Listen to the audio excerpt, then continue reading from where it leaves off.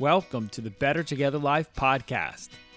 This is the podcast for the suburban family who wants to quit the rat race and return to the land.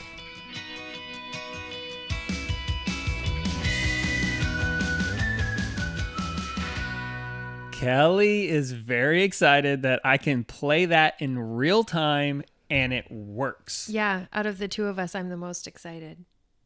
I'm very excited. Yes, you are. Okay, so you just now said about like why are you looking like the proper farmer and why am I looking like business time? Yeah, like I got overalls in the mail and I'm very happy about them. I might never take them off or just like might never wear anything but overalls.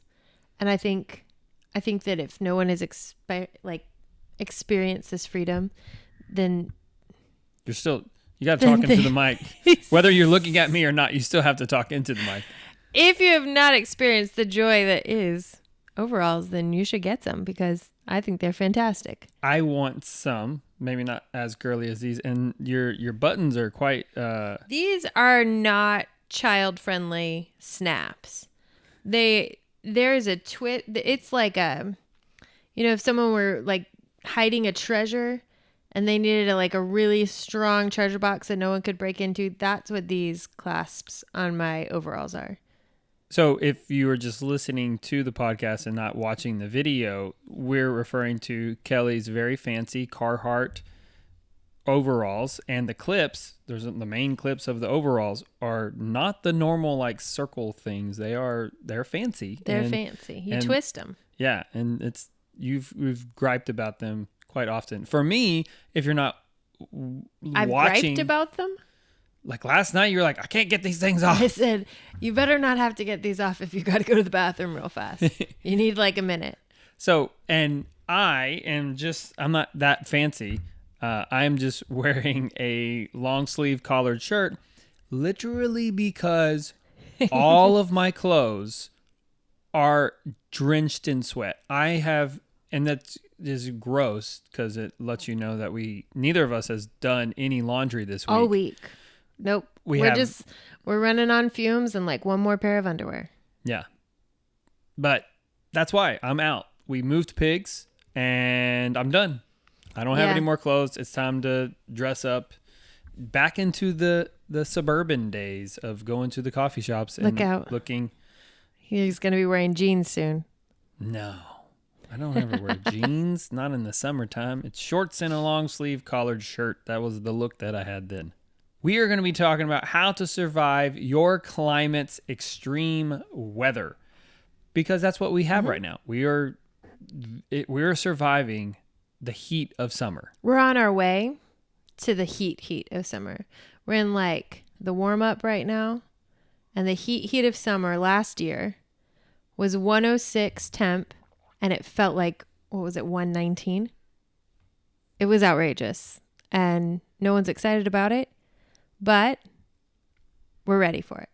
We are. So we're going to be talking about breaking things down based off of your climate, infrastructure, water systems, shade, wind breaks, rotational grazing, automation, all of those things.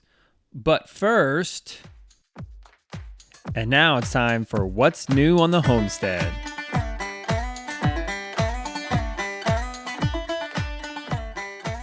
Okay, babe. So what is new on the homestead? I know what is new. I have two new things for me that's new in the homestead. Can you guess it? And both of those things, I think I know what they are.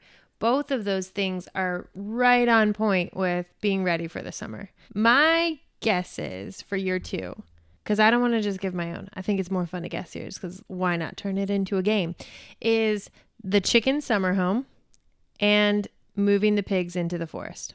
You are one of two, so you're 50%. My first one is the pigs, for sure. My second is we have the tractor, babe. The tractor is here. The last time on the podcast, even on YouTube, we haven't announced that we had the tractor. Only Instagram knows that we have this tractor. And I like the tractor. You have not. I haven't been on the tractor You yet. have not taken a ride on my big orange tractor. I feel like you need to bleep that out. Or not. So the tractor is like a puppy. You're paying a lot of attention to the tractor, and it's not a bad thing. It just reminds me of getting the puppy where you're like, oh, I need to use the tractor for that. Oh, I've got to run this back to the back with the tractor. Oh, I need to make sure that I do that brush today before it gets too hot with the tractor. I'm happy about the tractor, and you've been on it every day where we really have seen a difference. Wait. So you're telling me that are you saying that you're starting to count the number of times that I am on the tractor? I'm saying if you were going to have a mistress, this one's appropriate. What? I'm just saying you like her a lot. It's $22,000. I would assume that you would want it. You need to get for me to get some hours on it. There's nothing I've said that is complaining. I'm saying it's like when we had the dog for the first time, and it was a lot more attention than you thought it was going to be. I am very glad we have the tractor. You've gotten a lot done. You just now said that I have a mistress. That is... I'm just saying you really like the tractor. You're saying that you don't like me being I did not down in the back of the that. property at 6:30 because when the kids start coming in at 6:45 or 7, you want me in the house so that they don't wake you up. Or we just get them blackout curtains. That would be a lot easier. Go for it. Let's do that. Deal. Okay. So then the what pigs. What else about the pigs? This morning. Oh, and I can edit in. If you're watching the video, then I can actually edit in some footage of this morning, literally this morning. So with our niece being here, Annie, so she came Tuesday afternoon. So she's been babysitting the kids Wednesday, Thursday, Friday, and then she'll leave tomorrow. I think that we have really ramped up our productivity with her being here for sure. So we have been able to, it's beyond the fact that we've been able to get a lot more done. It's just, I think we know that we have to get more done. And so we are getting a lot more done. So this whole spring was like our first focus on the homestead spring. We weren't going anywhere. We wanted to garden. We needed all the animals in the right places. So as soon as the weather got warm, and here that was like the end of February, we were running. And now it's almost the end of June and we're still running, but it's because we know summer's on our heels. So I feel like everything we have done has been really trying to get under the gun before it hits high heat. So I think we have been productive because we're more aware of losing the time before it gets too hot. Yes. So Ollie typically does all of the animals. He feeds. That's his job. He likes doing it, and he wants to earn money, and that's his job. He started fussing because we got all of the birds from Ideal Poultry, and we were spread everywhere. It's beyond like spread thin. Like we were taking up half of the property, so much more than we've ever had. And so I think at one time we had 1, 2, 3, 4. I think we had 5, 7 different places. Feeding spots. Yes. So 7 different feeders, 7 different waterers. And at that time, I think we only had 3 cans for like food. Everything was just disjointed. We didn't have enough scoops. We didn't have enough food bins. We, were getting the food delivered at one spot on the property. So it was just inefficient. Yeah. And he was mad because he didn't have his electric 4-wheeler, which we still haven't gotten that fixed. But anyway, that is so all of that. Now we have moved the chickens. I know that you probably thought that was one of my I thought for sure that was going to be one of your summer prep things, like updates. It's good, but it's not as big of a deal as the tractor to me. But and the pigs, so basically we just had to get the pigs done. We had to. It was a mental block that I had that I could not get over, that the fact that they were going to escape because I have not trained them properly like we did the first pigs. Or that they were just still unfinished. It was like getting to that last leg of your race. You can see the finish line up ahead of you. And our finish line was get the pigs on pasture. But everything else with this very high-paced spring meant that everything else popped up and was a little emergency, a tiny fire to put out. So we spend all the energy doing that. And then it's like, oh, the pigs will be fine. We'll just wait one more day for the pigs. And we had full intention. We got these pigs, I think in March. We had full intention to get them out the very next week. Mm-hmm. But then we had to train them to the fence. We had to make sure that the electric fence was good to go. And every little thing, gosh, 80 birds. I think that's how many birds we increased our flock by just in that time of getting these pigs and then getting them on pasture. So there are always little things that come up. And the good thing is you really can't do too much to screw it up as long as you're active every day at something on the homestead. Those dominoes will fall in the right places, but in between, you have to have some kind of order and priority. And we didn't even mention this. The meat birds. Oh gosh. They're gone. They're gone. And the failure of that. We might have to do a whole nother podcast on that. Yeah, our biggest mistakes in raising our meat birds. Yeah, but not having the meat birds definitely freed us up. The load. Yes. Well, not having the meat birds meant that we could play sort of a puzzle game and get some of the other chickens and poultry into their right places to simplify our summer. Yeah. For how many birds we got, if we ever had to do that again, we need 3 tractors. We need 3 tractors. For sure. Yeah. Let's talk about what's growing in our garden.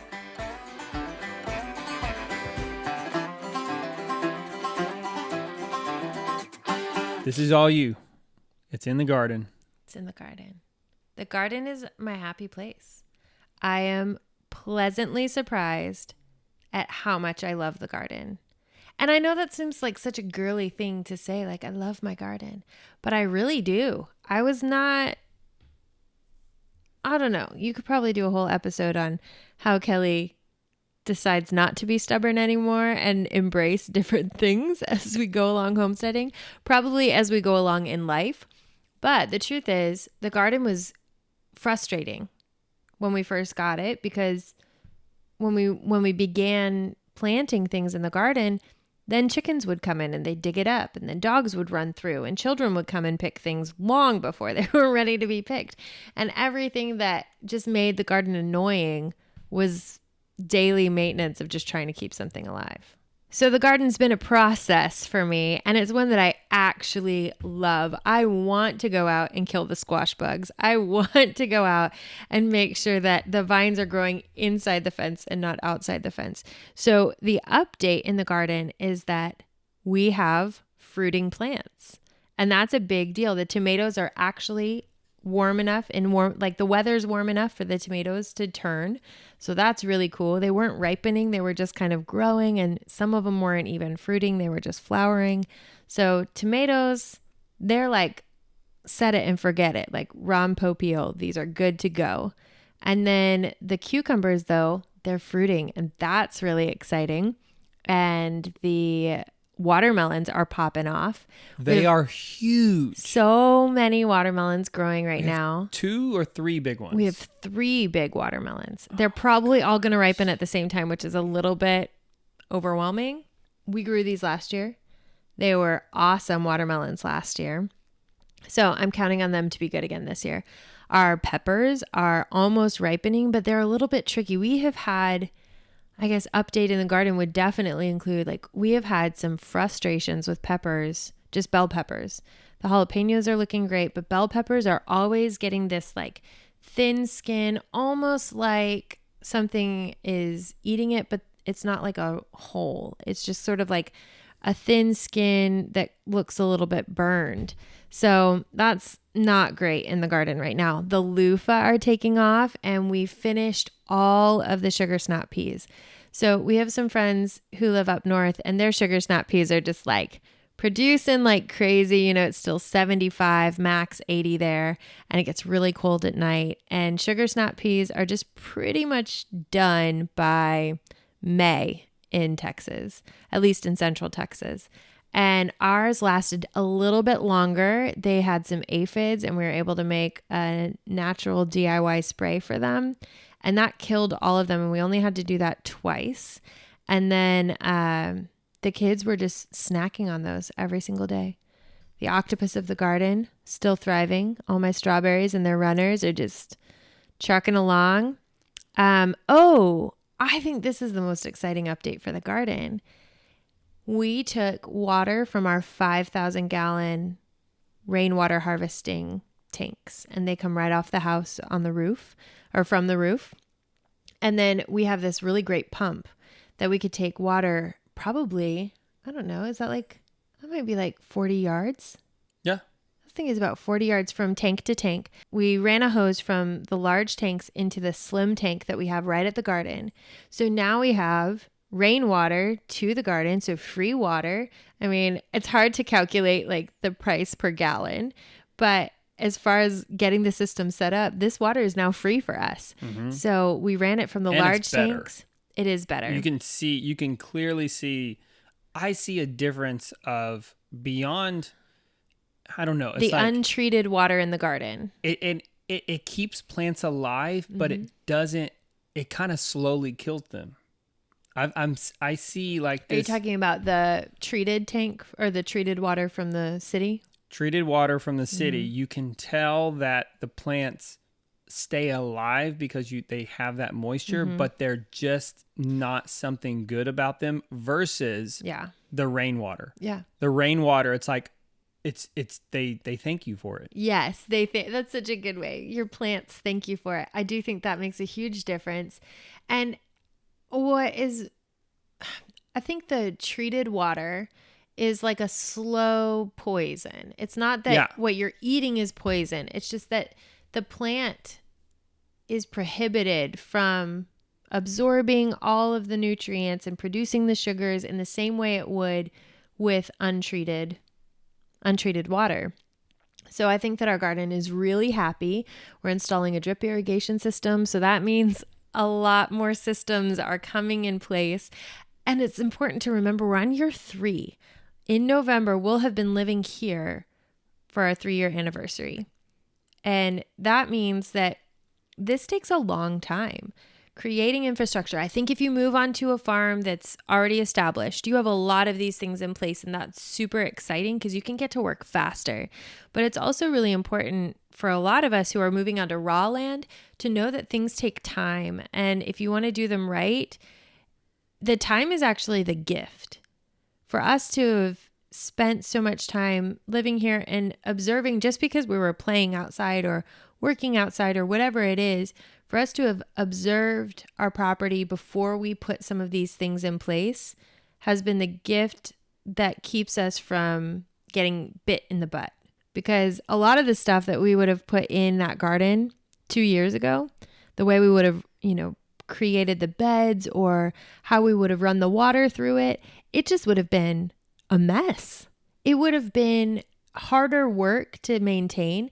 And now that we've had time, the rainwater tank is in the exact perfect spot for that. It's even giving some extra shade to our garden bed. So we're able to plant some things that are just super intentional. We have one experiment going on right now in the garden that I don't know how it's going to play out, but Bo's from Houston. His parents live in the Pasadena area, and they, for the last 20 years at least, have had banana trees.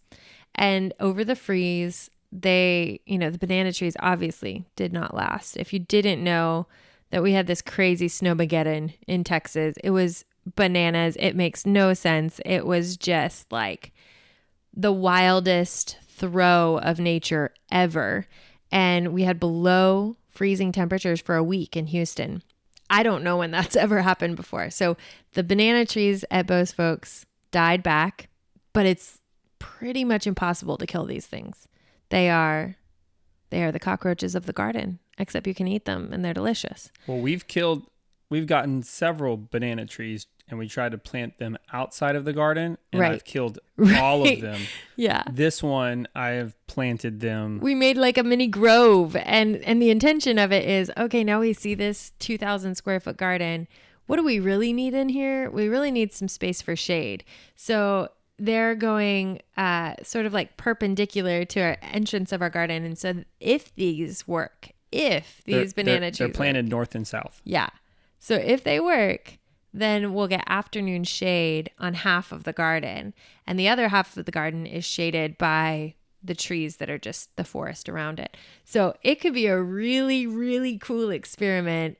So much has happened in the garden for updates since we last talked. Now that I just thought about Maybe that we need crap. a garden episode. Shoot, if it is shading the afternoon shade, that means that the primary part of the garden, it's shading morning shade. But I think that we can keep it low enough so that, because we only planted a few. So I really think we can trim and sort of, I don't want to hobble it, but we can keep maintenance over those trees in a very different way. Sure. Than our friends in the suburbs. And we don't have like a lot of, this can be fodder trees for No, this is rabbits. great. I'm not, it is a experiment for us to try to do it. We're not trying to get them 20 foot tall. All right. So real quick, tell me, so we know we're going to be doing the drip irrigation. Yep. Hopefully this coming up next week. Mm-hmm. What are you planting? I'm planting ground cherries, tomatillos, some more tomatoes, more green beans, maybe another passion flower vine. I'm not sure. We want to make sure that we have some more plants growing for a very mini tea garden. This will not be a true tea garden, but just tea garden plants so that we can harvest them and put them right into tea. So those are things that I'm growing. And I think we've got, pumpkins. Pumpkins and okra. Those are the last two things that we're putting in the ground this month. Pumpkins and okra.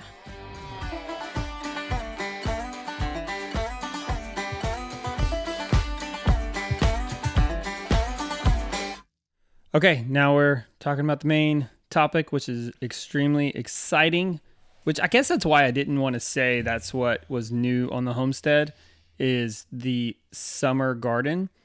So tell us the overall plan of what we wanted to do for the property up in the front, using the tractor, using all the things that we have.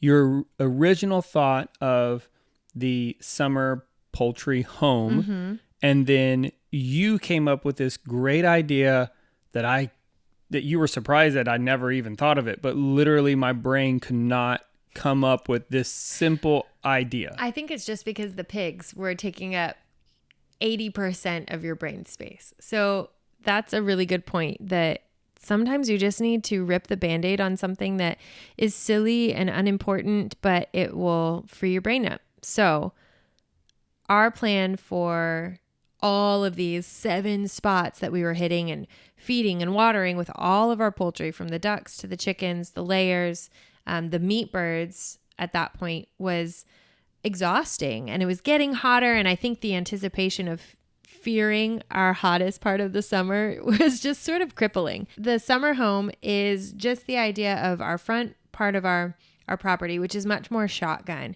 It's longer than it is wide. In the front part, we ran pigs through last year. We actually had the city come and clear a bunch of it because they're going to put in high-speed internet. So that was sort of the motivation. Getting the tractor meant we could move a lot of things with much more ease. We could accomplish this goal faster.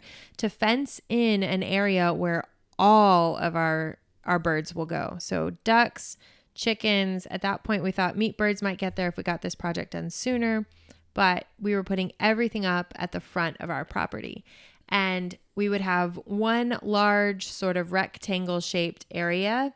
So eventually we would quarter off that space and could move the chickens, still rotating them and, not burning out one part of the property, but it would be large enough for sure for the summer so that it makes our chores easier. And I don't know why I hadn't thought of that before, but it just made sense. Like, oh yeah, if we created a summer home for the chickens, then we don't have to work harder during this season. And it also doesn't marry us to that season. So we could still create a paddock. That paddock could be used for any animals during the year when we want to get birds in a different part of our property. It just made sense. And all of a sudden I felt like we kind of settled into the property, settled into our 7-acre homestead, where before it kind of felt like you were afraid to put nails in the walls and hang up your pictures. I feel like we're really ready, especially with a stinking tractor, really ready to like make a mark here. So that was a great idea. And it's still what's going to happen. However, getting the fencing in and racing the heat is just silly. Like it just seemed like too big of a project. It was going to cost a lot of money, and building supplies and everything is just kind of weird right now. It's very expensive no matter what you want to build. Yeah, anything you want to build is really expensive, and just also strange to try and do it at this point in the game because summer is only getting hotter. And lumber prices are coming down. Right. Which might be something where we just, continue to look for affordable lumber and then stash it off to the side. But the real option was pigs taking up brain space, summer getting hotter, chickens taking up brain space. And I think over the weekend, the kids were gone. So that was helpful. Didn't take up any brain space. Kids were gone and we were moving the chickens, or no, I think we were just doing chicken chores at the end of the day. And Bo had a question about, what did you say? Something about the ducks. And I was like, well, what if we just bring the electric fence right by the house and we put the chicken summer home temporarily here? How did you feel when I said, oh, what if we put the birds here next to the house? How did you feel? How much did you love me when I gave that suggestion? No joke, very, very lightly, did not cry, but my eyes just kind of teared up just a moment of like, thank you. Yes. I never considered this, because here's the thing. Once you said that, it became so clear of what we should do, because I was even considering using the electric poultry netting because we bought 2 more strands from our neighbor who it just didn't work for them. They didn't like it. And so I had some extra stuff to be able to use.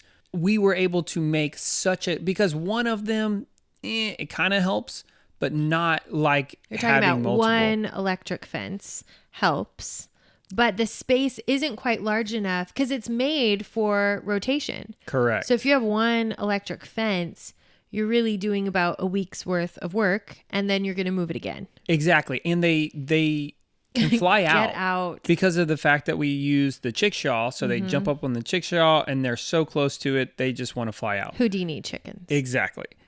This is giant, the space. And we still have one more. It's bigger than our house. Yeah.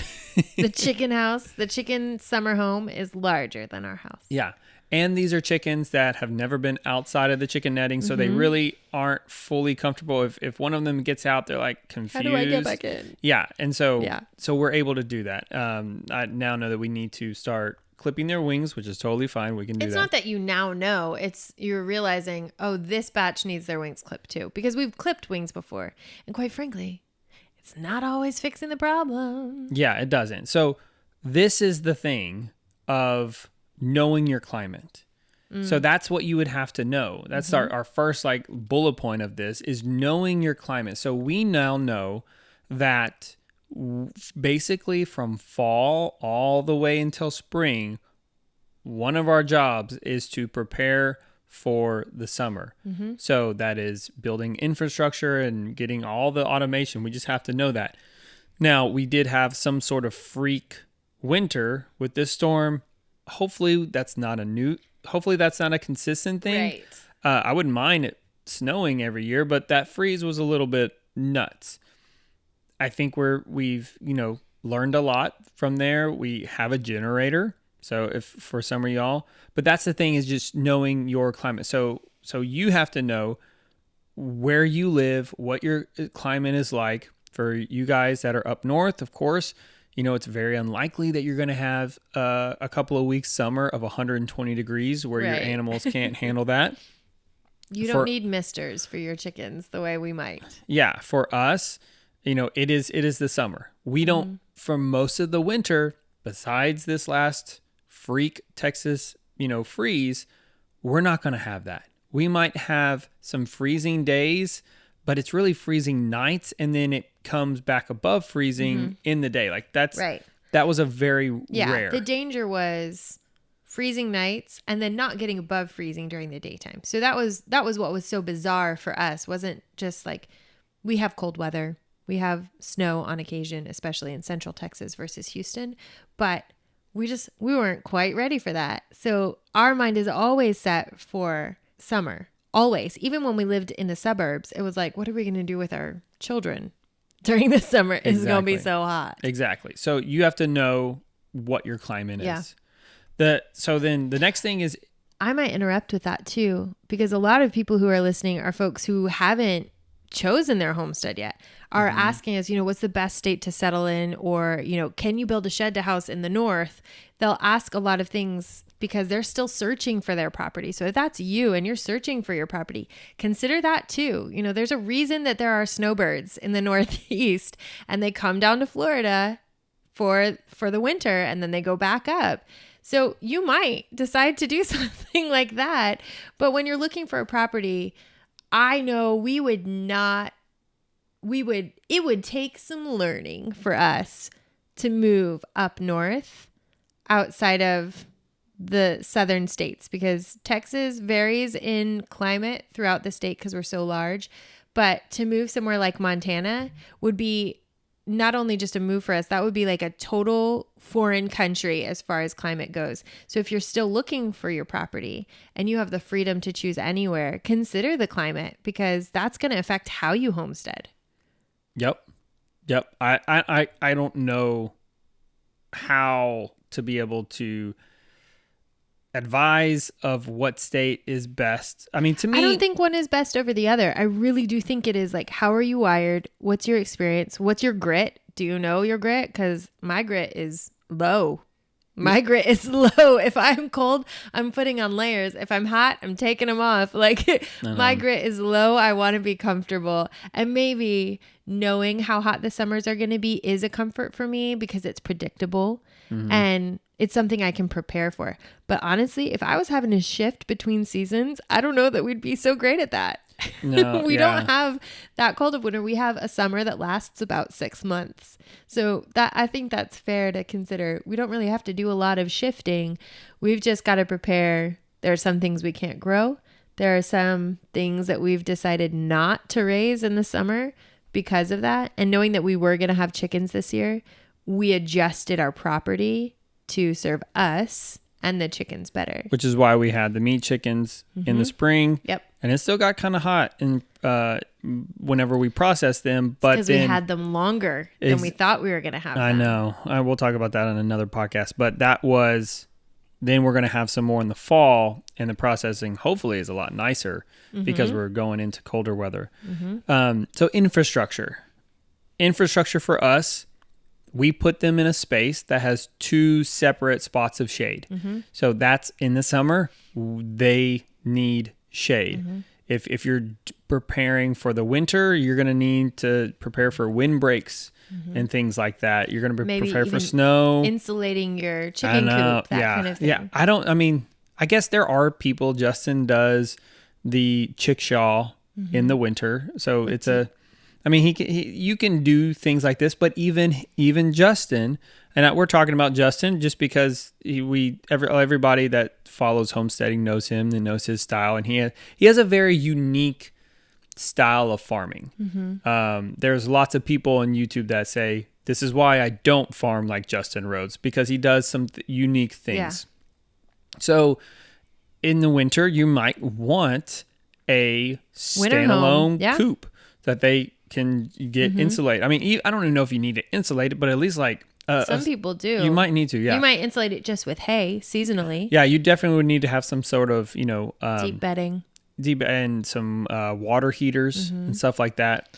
Yeah, like that's something we just don't even think twice about. Well, I mean, we did this past winter, but for us, water systems is a big one because the summer they fly. It's really bizarre. We drought.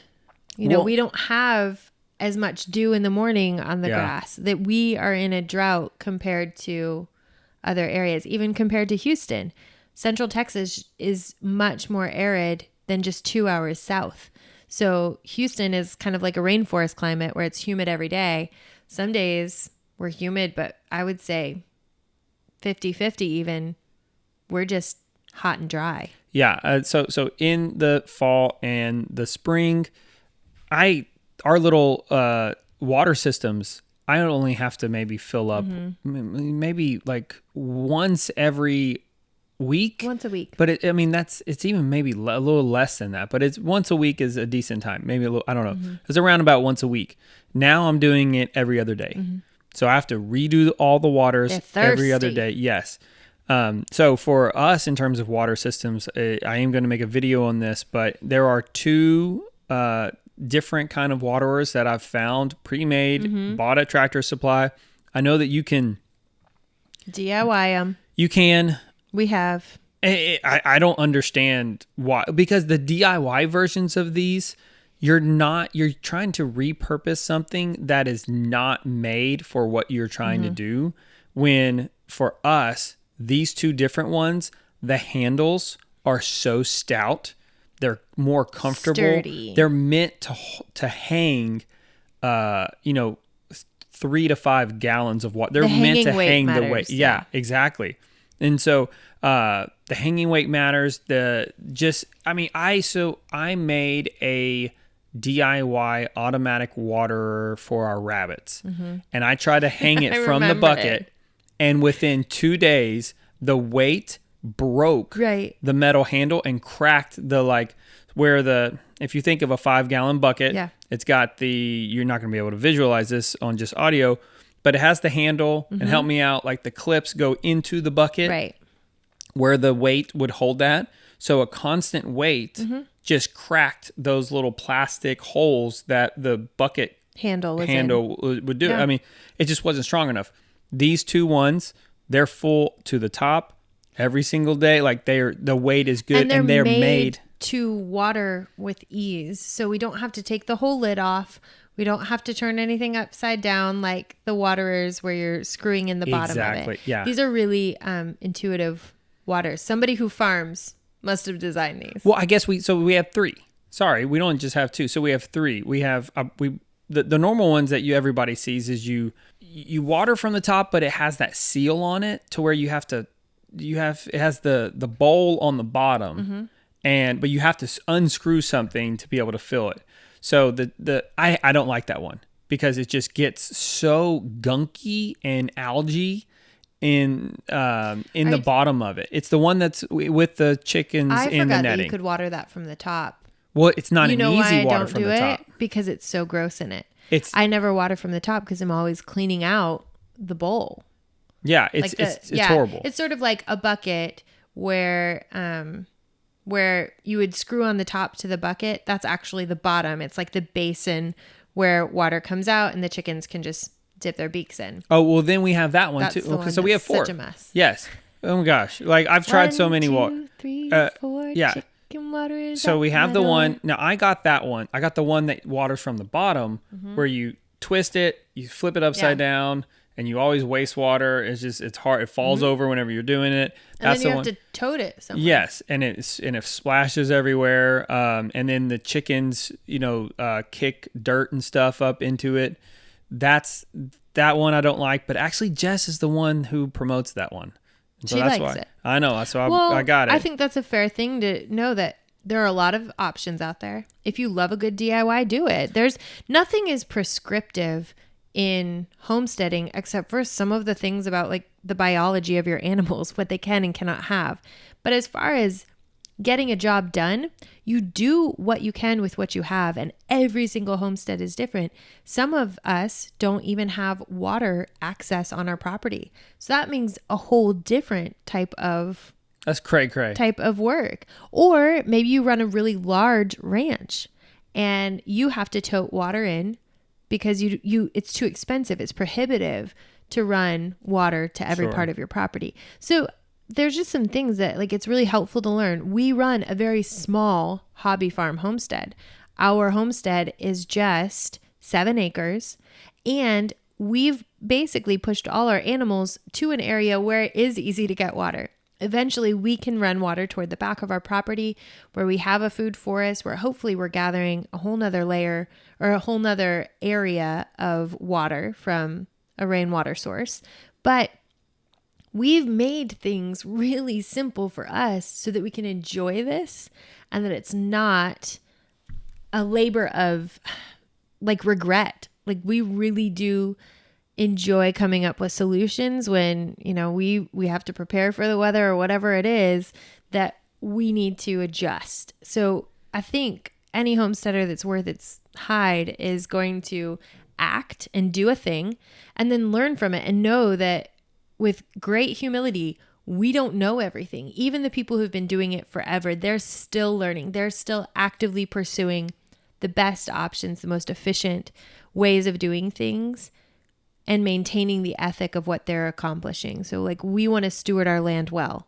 So that's why we rotate, because it's better for our property. Sure. I'm gonna finish the water system. Go for it. Yeah. So we got those two that we don't like. Then we got, because I love you. Then you have two that you do. I like, I'm so black and white. I'm like, wait, we got it. Like because you want the answer. Yes. You just want, I just want to solve it and get it done. Well, but and also if you're doing it for the wrong reason, it doesn't matter if you solve it and get it done. Exactly. Yeah, for sure. This is the thing for us. The reason talking about this is because of how hot it is and how often we have to do the waters. Then I bought the two from Tractor Supply, which one is, I think, like a 3-gallon bucket, and it has a lid on top, and then it has one little hole that you pop off this little rubber red thing. Gasket. So you can just put a water hose, or you can spray a jet, from the water gun hose straight in there. So really, really nice. You don't have to take anything off. It can stay hanging. And then underneath, how it does is it has the nipples. So this is for the chickens. I'm never going to listen without laughing. I know. Come on now. That is what it is. It's a chicken water nipple. And they like peck at it and water comes out. I didn't really like that because I just wanted them to have like a source of like flowing water, like a pool of water of something. Describe it to us. I'm trying to get through this. You keep on being funny. So then the other one is one to where the whole lid of the top flips up. Now this one, when we were talking about a stout handle, this thing is awesome. I dig it. I love it. And it's got a built-in hook. So you can hook it on the thing that you hang from a chicken tractor. So all of these, when you're hanging, you're not going to do it with a Joel Salatin style chicken tractor. You're going to do it with a John Siskovich chicken tractor that has a higher roof. And I like that now because you can hang, these waterers. So this one, the whole lid pops up. So I don't mind that either or. It doesn't matter to me really. But then it has the cups. So the chicken pecks. Got some nipples and some cups. Yeah, they peck in the little tonguey thingy-majigger, and it pulls up the water. Now, I always thought that they would just peck and always keep it full, but they kind of it's always dry. So evidently they're pecking to get water, but it's never like the thing. You're going to have to wait for the video, but I'll put links to each of these down below. Such good description. That's what I was saying. You're going to have to help me to describe these. They peck the cups. They peck the little yellow tonguey thingy in the cup to get the water out, and then they can drink the water, but they don't. They just peck the tonguey thingy to get the... What you're saying is there's one water system you like, but it has sort of like the little trigger, kind of like your pigs have, where it's a pig nipple. These are chicken nipples. I can't even do this episode. So they push on it and it's like a little trigger and it lets water out. And then, and you like that's easy to fill, but that's not the one you want like forever for life. Then there's another one that's very similar, but when the water comes out, it's caught in this little red cup and you feel like it's like a little chicken. You feel like it's an upgrade. Like it's like a bougie chicken drinker and the chickens can get into it and you love that idea. It's like a little bird bath for them, but they don't care. No, they don't care. The only thing I care is that they don't die. That they have very fair. So first, I don't want them to die because we've had that happen in the summer.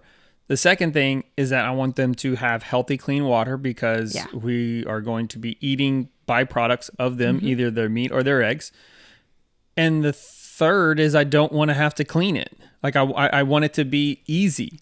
I don't want to have to fill it so often, and I don't have to clean it all the time. Can you see through both of these? Because one of them, I know you can see through. Can you see through the other one as well? You actually can see through both of them. I wonder if the reason why there's not algae growth yet is because they're always in the shade. In the shade. I agree with that. I think I shared something on our Instagram the other day about our slim rainwater tank by the garden. And that was the question, was like, how do you prevent algae? How do you keep it from growing? How do you keep it from being dangerous water? And the truth is, I mean, we're not trying to make potable water for our animals and our people. We're just trying to make potable water for our animals. And this, though, has shown us very different results than the waters that we were using previously, the ones that screw from the bottom and water just kind of pools in the red basin. They're always disgusting and messy. This makes it easy. It's really effective for the chickens. None of them have died in the heat so far, but we're also learning that last year, that time in the summer of where we ran them without as much tree shade as they have this year, it's just, I think we're going to have happier chickens. I think we're going to have productive chickens all through the summer. Our chickens molted last summer. So there was about, I don't know, 2 or 3 months where we didn't have any eggs from them. We're buying them from our very generous neighbors. And this summer, I think we're ready for the heat. I think I just now realized one extra thing on this to get ready for the heat is if we put them, I mean, not if, we are putting them in this temporary summer spot, that when we get the John Siskovich chicken tractors in there, if we needed to, we could rig up some water hoses and some misters in there. I don't know how to do it, but we can do that. Easily. Okay. So the water was a big one. For us, that's the biggest deal. For you in northern climates and in the winter, you're really just going to need to be able to have heaters for your water so that they don't freeze. So that's the biggest thing. I would assume so. Water is a big one. Water is life. Everything needs water. So moving on, shade for us is big. That's why for us, we wanted to put them close in, like underneath a canopy, because what we've realized here is the higher you can get shade, the cooler it feels. So if you just put like a canopy, one of those, fold out canopies from, Academy. Yeah, exactly. It kind of helps. It's better than direct sunlight, but it's a lot better if you're standing underneath a giant, 30-foot tall oak. Right. So trimming up some of those trees so that our chickens could get better access under that. And then obviously having them in a position where the afternoon shade, just like the garden, is more protected. I think that's been ideal. Windbreaks. We don't have a lot of that, but we might have to deal with that because this is going to be the first time that we've had pigs. We didn't even talk about pig watering because I'm not an expert on pig watering yet. I'm not an expert on any of this yet, but I'm trying to figure out. We do have one automated rain barrel that I think it works, but they prefer to have the bowls of water. But you'll see them drinking out of it. I don't think I designed it best. I think you really need some sort of pressure. It's just the pressure isn't strong enough for these automated rain barrels. I think you can do them better than what I'm doing it, but I haven't figured that out yet. But anyway, windbreaks. This will be the first time that we've had breeder pigs that stay through our storm season of like hurricanes. The good thing is we don't get hurricane season, but during hurricane season we may get tornadoes. Correct. So it does change a little, but I do think them being in the forest is shelter enough. A lot of pigs are just forest pigs. So they'll get tons of shelter in the forest, and it makes our job easier. We're not having to go out all day long to water them. We'll give them water in the morning, probably again in the afternoon, and then one more time in the evening. But we aren't going to have to fill up their wallows all day, every day. And then rotational grazing. Mainly what I want to say about rotational grazing is just don't stress out about it. Like, for real, in your stressful climate, like in the extreme climates, just chill out. I think you don't need to. You set the tone for your place. When you're in reaction mode, just chemically, your body is in a crazy ass storm. Like if you are in fight or flight or freeze mode, your cortisol is so high, and we'll get very little tech on this, but you are in this high adrenaline and it is taxing every single one of your body systems. You are no good to your farm or to your homestead if you don't chill out. If you don't find ways for you to recharge. We take a Sabbath every single Saturday where we're still getting the chores done, but that's it. We're not working on anything else. We're actually taking a day to just restore. It's so critical. And if you can't do a full Sabbath, what you must do is pay attention to your seasons. What is your most stressful season? What can you do to simplify during that season? If we didn't do that, your back, Bo's back, would be out every other week. It would take 1, maybe even 2 weeks to recover. And then we'd be right back into that. So we know your body. We know that your body holds physical stress when you have emotional or mental stress. And you're saying you're specifically talking about our family. Okay. Yeah. But the general is we know our bodies carry stress physically and emotionally. And so if you're worried that your livestock's going to die, your most important thing is to pay attention to simplifying that system. And if you're worried that all of this produce that you are going to use is going to burn up in the summer or is going to freeze in the winter, then that's where you really need to be spending your time in the off months of your stressful season. If your stressful season is summer, then all winter and fall, you need to be prepping for that most stressful time. And some things will be losses. That's just how it is on a homestead. But things can be more successful when in sober moments, when you're not stressed, when you're not over the top and every little thing will set you off. You can be a better steward of your land and of your animals, and especially of your family if you're doing this with a family unit like we are. We're no good to our kids if all we're doing is worried about whether the pigs and chickens are going to burn up in the summer. Like, we're terrible parents if that happens. So I think we just now, last week, we decided, I decided in my brain, you probably did not even think of it. You were just trying to survive and to keep everybody happy. I was like, okay, I'm not. So we like to rotate our animals. Yeah. We're not going to do that in July, in June, July, and August. We're almost through June, right, but definitely July and August. So the chickens are going to stay in this spot for the next 2 months. We are going to heavily expand their spot as well. Like, the size of their spot is much larger than what we would do on a weekly rotation. Exactly. We're going to do heavy bedding. So we have a lot of wood chips. We have the tractor. We're going to put deep bedding there. For the pigs, yeah, the girls might be in this spot for the next 2 months. I don't know when we're going to take them to the processor yet. For Bill, that just depends on their weight. Exactly. We're just going to figure that out. So we might have to do another rotation for the pigs, but they can stay in here for at least another 4 to 6 weeks. Absolutely. It's a big spot. And we didn't have the boy pigs in there a lot. So there's a lot to be able to root up. But that gives us 4 to 6 weeks of brain space to do whatever else we need to do. When you run multiple businesses, those things still have to have their plates spinning, whether it's spring on your homestead or not. Some things, again, maybe even in your business, some things will die. Like, you can't keep everything alive all of the time. But if we move them now, like we did today, and have 4 to 6 weeks to think about it, that gives us plenty of time to keep some other plates spinning and then go to that without burning out. So to wrap it all up, you got to think about your climate. For us, it's the summer, and we're going to rest. We're going to slow down. We're going to hang out. We're going to watch movies in the air conditioning. For you up north, you're going to do that same thing. You're going to be able to chill out and by the fire. Like, that's, I see the dream in your eyes as you describe that.